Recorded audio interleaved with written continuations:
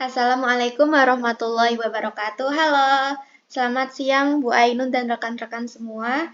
Kali ini kami akan mempresentasikan hasil diskusi dari kelompok kami mengenai siklus pengolahan data dalam sistem informasi akuntansi. Sebelum masuk pada materi diskusi, izinkan saya memperkenalkan anggota kelompok kami. Yang pertama, ada saya sendiri, Amirah Nabila Salsabil, dan ada rekan saya, Rezeki Damanik. Baik, langsung saja kita masuk dalam pembahasan materi. Apa sih siklus pengolahan data itu? Jadi, siklus pengolahan data itu adalah suatu sistem informasi akuntansi yang berbasis komputer yang mengubah data transaksi ke dalam bentuk yang dapat dibaca oleh komputer dan memprosesnya. Nah, setelah data diproses, data disimpan dalam bentuk yang dapat dibaca oleh manusia dan menjadi informasi bagi yang membutuhkan. Berikut merupakan siklus pengolahan data. Jadi, siklus pengolahan data itu melibatkan 4 kegiatan. Yang pertama ada input data, lalu kemudian ada pengolahan data, lalu adanya penyimpanan data, jadi datanya itu disimpan. Lalu selanjutnya akan menghasilkan output atau berupa informasi. Selanjutnya ada data input. Dalam data input ada 3 aktivitas yang perlu diperhatikan dalam data input. Yang pertama ada klasifikasi. Klasifikasi itu yang dimaksudkan adalah pemberian kode seperti kayak nomor rekening, nomor departemen, dan lain-lain. Yang kedua ada verifikasi, yaitu untuk menjamin akurasi data. Jadi kita harus benar-benar menjamin bahwa data yang kita input itu akurat dan valid yang akan diolah nantinya. Nah, terus yang ketiga ada pengiriman data. Pengiriman data itu adalah mengirimkan suatu data dari satu lokasi ke lokasi lainnya. Sebagai contoh itu ada mesin ATM yang menangkap dan menyebarkan data transaksi ke seluruh kantor untuk diolah lebih lanjut. Ada 3 cara untuk menangkap data atau menginputkan data. Yang pertama itu ada dokumen sumber atau source document, yaitu sebuah formulir tercetak untuk merekam data transaksi. Sebagai contohnya itu ada dokumen pesanan penjualan, terus ada permintaan pembelian, selanjutnya ada laporan penerimaan barang, dan ada faktur penjualan. Nah, yang kedua ada turnaround dokumen, yaitu dokumen yang dihasilkan oleh komputer perusahaan, lalu dikirimkan kepada pihak luar. Kemudian kembali lagi ke perusahaan dan difungsikan sebagai input. Sebagai contoh itu ada surat konfirmasi piutang kepada pelanggan. Nah, untuk mengecek benar enggaknya sih itu suatu perusahaan punya utang ke kita, kita bisa mengirimkan surat konfirmasi itu. Kayak menyatakan, benar nggak sih kayak perusahaan kamu itu punya utang sebesar 30 juta ke perusahaan kami. Nah, lalu si pelanggan perusahaan tersebut akan mengirimkan konfirmasi lagi kepada kami, benar atau tidaknya. Nah, data tersebut bisa menjadi input lagi ke perusahaan kita. Selanjutnya ada Search Data Automation, yaitu alat yang menangkap data langsung dalam bentuk yang dapat dibaca oleh komputer. Contohnya nih, ada mesin ATM dan scanner yang dipakai oleh supermarket. Contohnya kan kalau kita beli sesuatu gitu kan, pasti pihak kasir tuh langsung kayak men-scan gitu. Terus kayak muncul harganya, terus barang apa ini, terus kayak ada data-data informasi dari barang yang di-scan oleh si kasir itu. Selanjutnya kita akan membahas mengenai penyimpanan data atau data storage. Data yang dimiliki oleh sebuah perusahaan itu harus diorganisasi agar data tersebut dapat diakses secara mudah dan efisien. Nah, oleh karena itu, sebelum mendiskusikan tentang pengolahan data, akan dibahas terlebih dahulu mengenai konsep dasar penyimpanan data. Nah, yang pertama itu ada entity. Itu adalah sesuatu yang dipakai untuk menyimpan informasi. Contohnya nih, ada informasi mengenai karyawan, persediaan, rekening pelanggan. Contohnya tuh kayak gini. Misalkan kalau di data yang karyawan itu kan, itu nanti akan berisi data-data karyawan tersebut kayak alamat, terus kayak usia dan lain-lain. Nah, yang kedua itu ada attributes, yaitu elemen data yang merupakan bagian dari entity. Contohnya itu alamat pelanggan, nama pelanggan, batas kredit, dan lain-lain. Yang ketiga ada karakter. Karakter ini terdiri dari huruf atau angka. Misalkan kalau huruf itu contohnya ada nama pelanggan. Nah, sedangkan angka itu misalkan ada data nomor rekening pelanggan. Yang keempat ada data value, adalah kombinasi karakter, huruf, dan angka yang memiliki makna. Contohnya itu misalkan kode pos, itu ada tulisan kode pos, terus kode posnya 5988. Itu hurufnya itu adalah tulisan kode pos dan angkanya itu adalah 588 tadi, sekian itu ya. Nah, selanjutnya ada hierarki elemen penyimpanan data. Nah, dalam sistem pengolahan data secara elektronik, penyimpanan data dilakukan dengan cara mengorganisasi unit yang lebih kecil ke dalam unit yang lebih besar secara terstruktur dan hierarkis. Di sini yang paling kecil ada field dan yang paling tertinggi itu ada database. Nah, field sendiri itu adalah kumpulan elemen data terkecil yang disimpan dalam sebuah spasi atau ruang fisik. Yang kedua, setelah field ada record. Record itu adalah sejumlah file yang dikelompokkan dan membentuk sebuah satuan data yang sekaligus menguraikan atribut khusus dari sebuah entity. Selanjutnya ada file. File sendiri adalah sekumpulan record yang sejenis. Contohnya kayak seluruh record piutang pelanggan dikumpulkan dalam suatu tempat yang disebut juga file piutang dagang. Selanjutnya ada database. Itu adalah kumpulan file-file yang membentuk satuan data yang lebih besar. Jadi berikut adalah ilustrasi konsep dasar penyimpanan data dan hierarki elemen penyimpanan data. Yang pertama tadi entity, itu yang dimaksud dengan entity itu yang ini. Tulisan penjualan kredit itu subjudulnya itu namanya entity. Nah, selanjutnya ada file. File itu ini. Masing-masing dari kolom ada kode pelanggan, ini keseluruhan kode pelanggan, terus nama pelanggan, terus alamat, terus batas kredit dan saldo. Selanjutnya ada atribut. Atribut itu yang suatu elemen data yang merupakan bagian dari entity. Contohnya tuh ini, masing-masingnya dari kode pos ini, terus masing-masing ini, terus masing-masing ini. Pokoknya data yang ada di dalam penjualan kredit ini. Terus seterusnya ada karakter. Karakter itu huruf atau angka.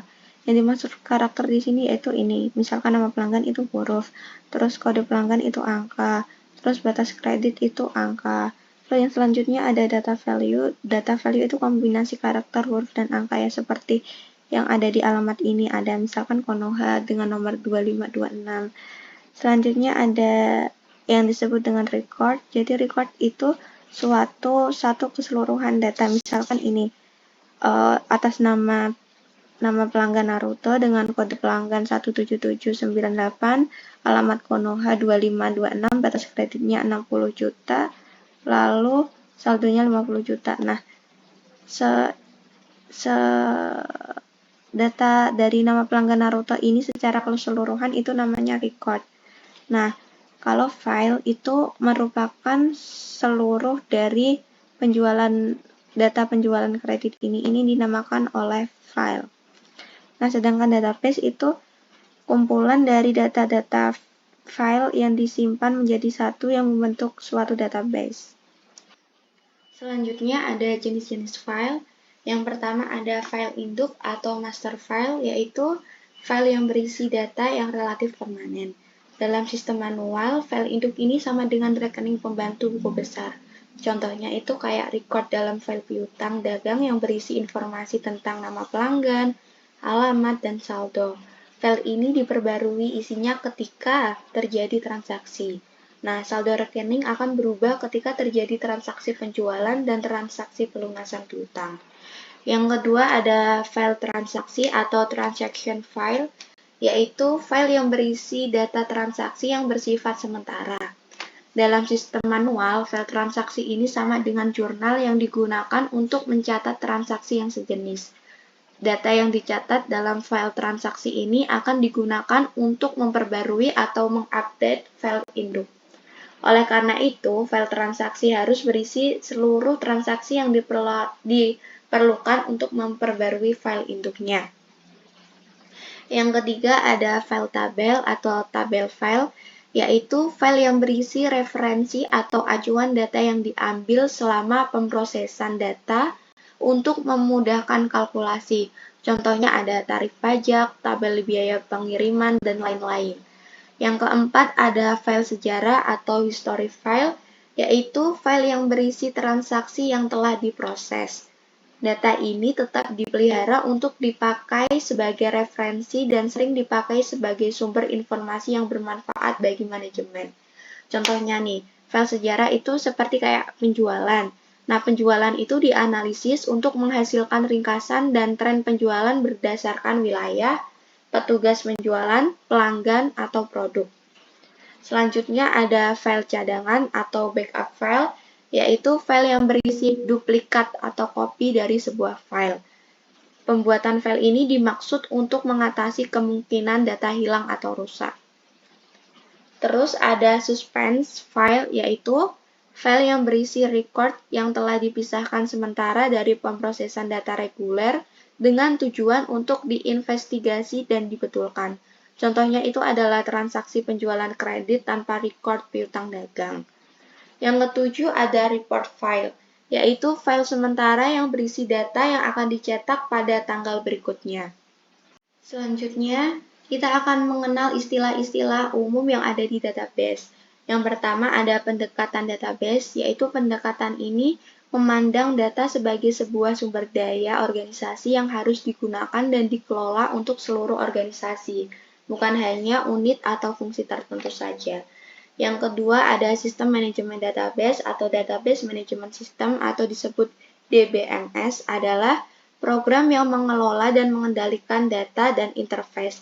Interface itu adalah antara kayak data dan program aplikasinya. Yang ketiga ada sistem database, yaitu gabungan antara database, DBMS, dan program aplikasi yang mengakses database melalui DBMS. Selanjutnya ada database administrator, yaitu orang yang bertanggung jawab terhadap database-nya. Terus yang kelima ada database warehouses, adalah database yang besar yang dimiliki oleh sebuah perusahaan, yang dibangun dengan memanfaatkan teknologi maju.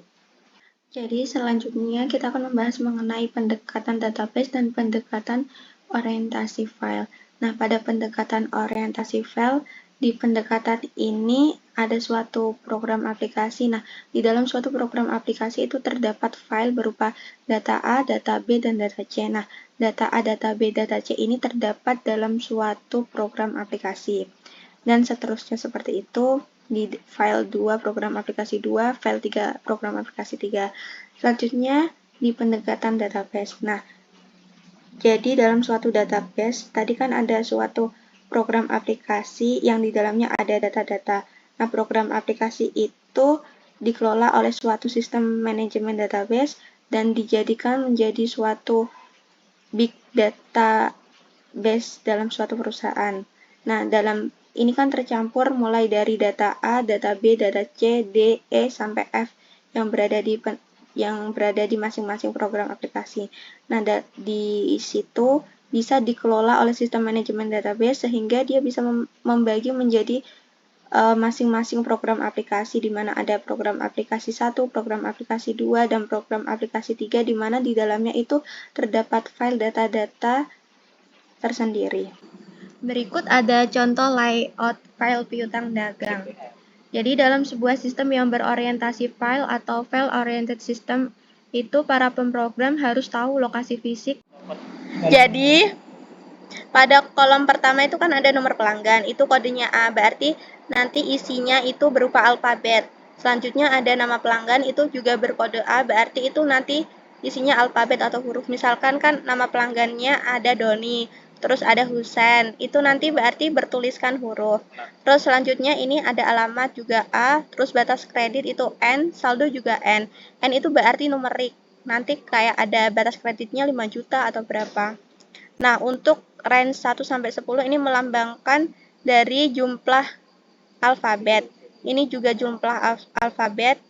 Ini batas kredit N, jadi jumlah numeriknya ini 61 sampai 68. Jadi dalam pendekatan database, itu mengenal dua cara pandang terhadap data. Yang pertama ada cara pandang logis atau logical view dan cara pandang fisik atau physical view, di mana pandangan logis itu berkaitan dengan bagaimana pemakai secara konsep mengorganisasi, memandang, dan memahami hubungan antar data. Sedangkan pandangan fisik berkaitan dengan bagaimana dan di mana data secara fisik dibuat dan disimpan dalam disket, hard disk, pita, atau media lainnya. Dengan menggunakan sistem database, kita akan memperoleh beberapa keuntungan. Yang pertama ada integrasi data, yang selanjutnya ada fleksibilitas laporan, yaitu laporan dapat direvisi secara mudah dan dibuat sesuai dengan kebutuhan tanpa terikat jadwal pembuatan laporan reguler. Selanjutnya ada meminimumkan pengulangan dan ketidakkonsistenan data. Selanjutnya ada independensi data, yaitu artinya itu data dan program itu saling independen satu sama lain. Maka masing-masing dapat diubah tanpa saling mempengaruhi. Selanjutnya ada manajemen data terpusat. Dengan pendekatan database, maka manajemen data menjadi lebih efisien karena administrator database bertanggung jawab untuk mengkoordinasi, mengendalikan, dan mengelola database. Selanjutnya ada keamanan. Perangkat lunak DBMS memiliki sistem pengawasan yang melekat, seperti misalnya password yang membantu menjamin integritas data. Yang terakhir ada analisis lintas fungsi. Dalam sistem database, hubungan antar elemen data seperti misalnya hubungan antara biaya penjualan dan kegiatan promosi dapat didefinisikan secara eksplisit dan digunakan untuk pembuatan laporan manajemen. Selanjutnya, pemrosesan data. Aktivitas pemrosesan data yang paling sering dilakukan adalah pemeliharaan data. Nah, di sini ada beberapa jenis-jenis pemeliharaan data. Yang pertama ada penambahan atau addition, yaitu memasukkan data record baru ke dalam file. Yang kedua ada penghapusan atau deletion, yaitu menghapus data record dalam file. Terus yang ketiga ada pembaruan atau updates, yaitu merevisi saldo yang sekarang. Biasanya itu dilakukan dengan menambah atau mengurangi angka dari sebuah data transaksi. Nah, yang terakhir ada pengubahan atau change, yaitu memodifikasi file yang memerlukan pembaruan secara berkala, seperti kayak ada alamat, riwayat kredit, dan lain-lain. Selanjutnya ada contoh update file.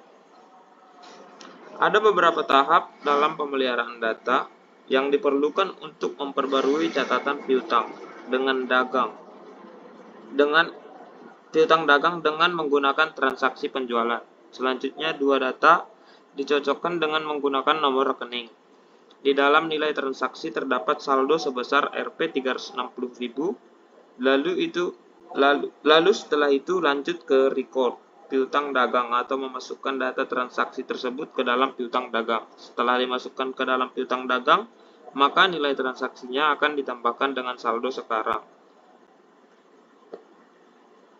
Lanjut ke proses update file. Di sini ada beberapa tahap yang akan dilakukan, yaitu verifikasi akurasi data. Lalu mencocokkan nomor rekening, tambahkan transaksi ke saldo, bandingkan saldo baru dengan batas kredit, ulang untuk seluruh transaksi, dan yang terakhir cetak laporan. Lanjut ke record piutang dagang yang terbaru. Di sini terdapat nomor rekening, batas kredit, saldo sebelumnya, dan saldo sekarang. Nomor rekening yang terdapat di piutang dagang yang terbaru muncul dari nomor rekening yang sebelumnya. Batas kreditnya juga demikian. Lalu saldo sebelumnya yang terdapat di record piutang dagang terbaru muncul dari saldo sekarang yang terdapat di record piutang dagang. Sedangkan yang terakhir yaitu saldo sekarang sebesar Rp 1.860.000 muncul dari nilai transaksi yang terdapat pada data transaksi, lalu ditambahkan saldo sekarang yang terdapat di record piutang dagang.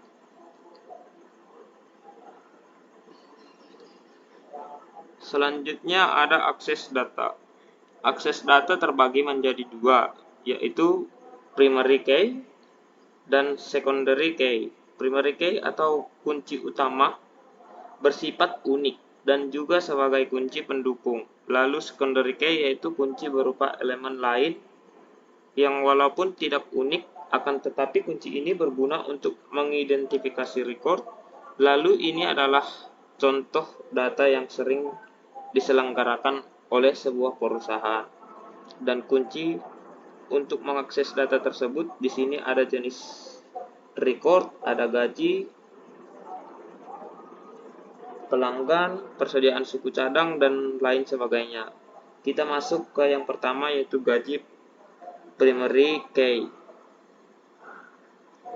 Gaji primary key-nya adalah nomor karyawan dan secondary key-nya yaitu nomor pegawai, tanggal gaji dan departemen, begitupun seterusnya. Lalu pengorganisasian file. Cara mengorganisasi file mencakup cara penyimpanan data dalam media penyimpanan fisik dan cara mengakses file. Ada dua metode yang digunakan untuk mengorganisasi sebuah file. Yang pertama yaitu metode akses secara urut atau sequential access method. Metode ini berfungsi untuk mengorganisasi dan memproses file induk dan file transaksi dengan ukuran yang sama. Dalam pemrosesan, untuk memperjelas file induk, setiap tahapannya akan diberi nomor urut masing-masing. Dan yang kedua, metode akses secara acak atau direct access method. File transaksi dan file induk dalam metode ini diproses secara acak atau tidak perlu berurutan. Dengan menggunakan metode ini, biasanya transaksi akan diproses ketika transaksi itu terjadi. Selanjutnya ada contoh update file secara urut. Metode ini mengorganisasi dan memproses file induk dan file transaksi dengan urutan yang sama. Contohnya, jika ada nilai transaksi positif, itu menunjukkan adanya transaksi penjualan. Sedangkan nilai transaksi negatif menunjukkan transaksi pelunasan piutang. Jadi di sini ada file sebelum update, ada proses pengupdatean, dan yang ini ada file setelah update. Nah, file induknya ini terdiri dari ada nomor rekening 101 dengan saldo 1 juta, nomor rekening 102 dengan saldo 600.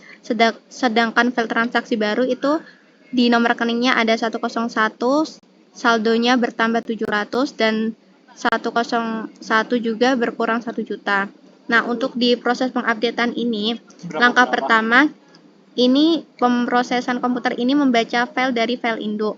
Itu kan nomor rekeningnya transaksi baru 101. Nah, di file induknya itu ada nomor rekening 101. Jadi, file induknya yang pas awal itu 101 dengan saldo 1 juta. Dan di file transaksi, ini kok ribet kali berdua ini. Kebaca suaramu itu. Dan di file transaksi itu kan ada pembaruan transaksi 101 bertambah 700. Jadi karena nomor rekeningnya sama dan di aktivitas ketiga ini dibandingkan dan diupdate. Jadinya 1 juta ditambah 700 jadinya 1.700.000. Lalu di transaksi selanjutnya ini kan nomor rekeningnya tetap 101. Ini ada pengurangan sebesar 1 juta. Jadi yang tadi terakhir file induknya 1.700.000 karena nomor rekeningnya 101 dikurangin 1 juta. Berarti tinggal saldo dari file induknya 700, begitu seterusnya. Nah, ini file setelah diupdate-nya, ini file induknya jadi di nomor rekening 101 jadi 700, di nomor rekening 2 jadi di nomor rekening 102 jadi 600. Di nomor rekening ketiga 104 ada 3.500.000. Nah, ini ada file data yang salah di nomor rekening 103 sejumlah 500. Kenapa file data tersebut salah? Karena di file induk tidak ada data dengan nomor rekening 103. Lalu ada router, program pemrosesan file akses langsung. Dengan menggunakan metode ini, transaksi diproses secara langsung ketika transaksi itu terjadi.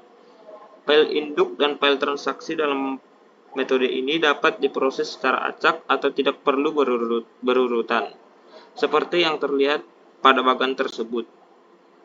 Di sini menjelaskan langkah yang pertama yang akan dilakukan adalah mengupdate record. Langkah yang kedua, sistem meminta memakai untuk memasukkan data transaksi. Langkah yang ketiga, sistem menerima data transaksinya. Langkah yang keempat, setelah data masuk, sistem akan mencari record datanya di file induk yang sesuai. Langkah kelima, pencarian data. Jika data tersebut tidak ditemukan, maka komputer akan menampilkan pesan kesalahan dan meminta pemakai untuk membetulkan kesalahan atau membatalkan proses update.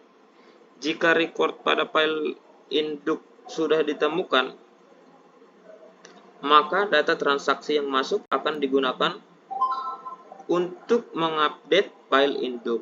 Dan lanjut ke langkah yang ketujuh, record yang sudah diupdate akan ditulis ulang. Langkah ke-8, setelah ditulis ulang, maka perlu untuk merekam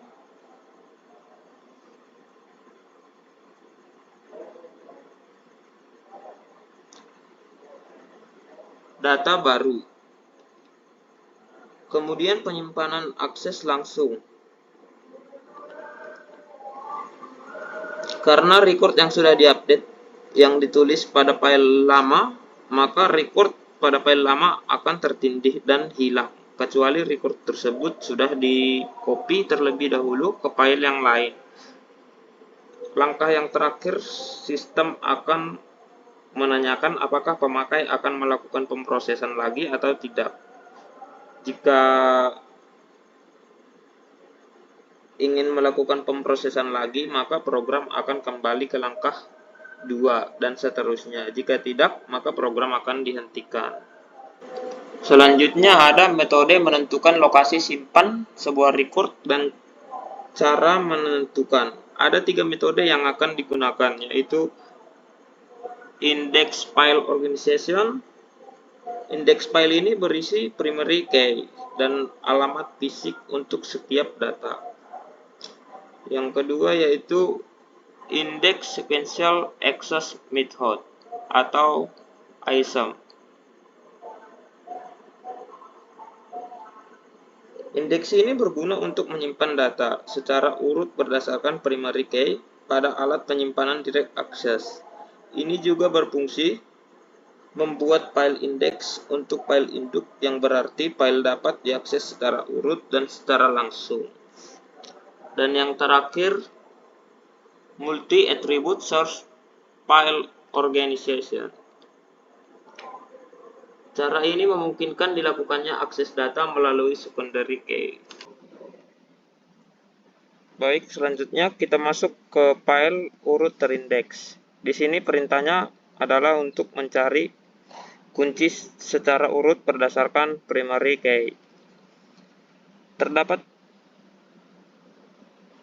Yang terdapat pada area penyimpanan data. Misalnya pada area penyimpanan data terdapat 5 alamat, dan setiap alamatnya juga menyimpan 5 file data pelanggan sesuai dengan nomor urutnya masing-masing. Jadi, kunci yang terdapat pada indeks tersebut diambil dari data pelanggan dengan nomor urut terakhir yang terdapat pada masing-masing alamat yang ada pada area penyimpanan data tersebut.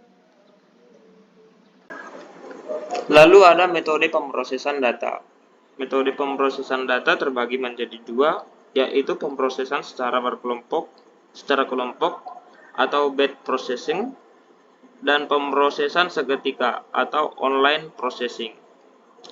Kita masuk ke yang pertama, yaitu metode pemrosesan secara kelompok atau batch processing. Pemrosesan secara kelompok merupakan pemrosesan transaksi yang sama dalam sebuah kelompok. Lalu sedangkan pemrosesan seketika atau online processing, dengan menggunakan metode ini komputer akan menangkap data secara elektronik dan menyimpannya sehingga data tersebut dapat diproses lebih lanjut. Pemrosesan seketika terbagi juga menjadi 2, yaitu online real-time processing, yang artinya komputer akan menangkap data secara elektronik, mengedit akurasi dan kelengkapan, dan akan memprosesnya sesegera mungkin. Yang kedua yaitu online batch processing, yang artinya komputer akan menangkap data secara elektronik, mengedit akurasi dan kelengkapan setelah menyimpannya untuk diproses lebih lanjut di masa mendatang setelah mencapai satu kelompok. Lalu di sini ada pengolahan data kelompok. Pengolahan data kelompok ini adalah simbol dokumen. Ini adalah simbol dokumen beberapa transaksi karena sistemnya kelompok, misalnya per 50 transaksi baru akan dicatat atau baru akan diinputkan. Jadi harus menunggu dulu sampai ada sejumlah 50 transaksi baru nanti tugasnya adalah melakukan pencatatan. Jadi transaksi yang terjadi hari itu belum tentu akan langsung dicatat saat itu juga, terkecuali sudah mencapai batasan yang telah ditentukan. Setelah itu baru akan dilakukan pencatatan.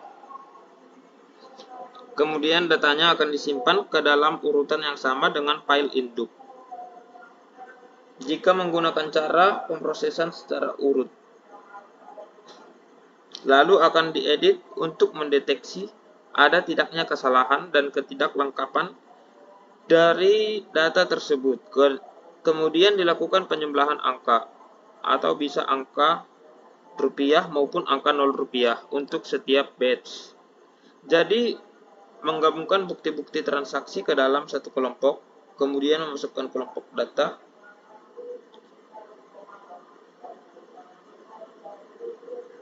misalnya sesuai batas waktu atau jumlah data, urutkan filenya dan edit data. Lalu simpan data pada saat sementara, kemudian diproses seluruh kelompok data dan diketahui bahwa transaksi lalu yang terakhir mencetak data.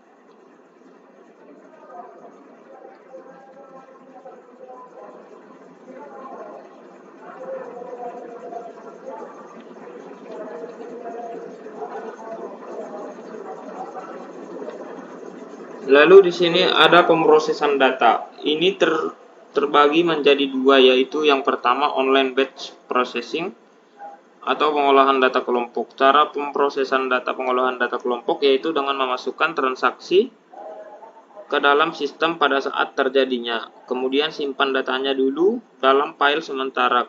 Kemudian akan memproses seluruh file sementara, lalu kemudian diperbarui file lama dengan data transaksi. Lalu yang terakhir mencetak laporannya.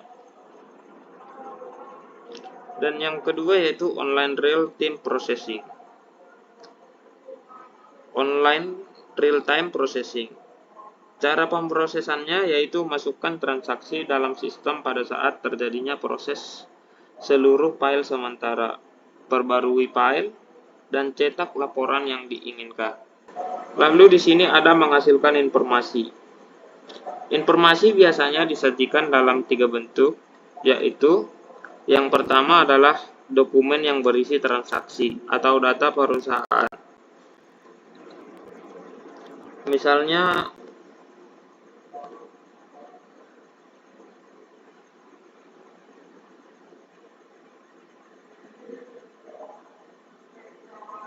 faktur yang dikirimkan ke perusahaan lain, kemudian laporan yang dibuat untuk keperluan intern dan ekstern.